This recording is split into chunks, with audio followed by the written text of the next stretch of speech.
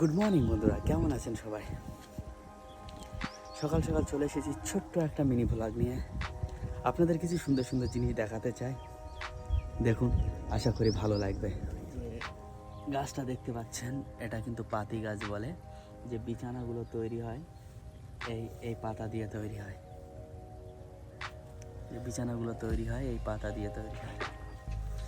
সকাল সকাল চলে এসেছি এখানে, মাছ ধরছে দেখুন।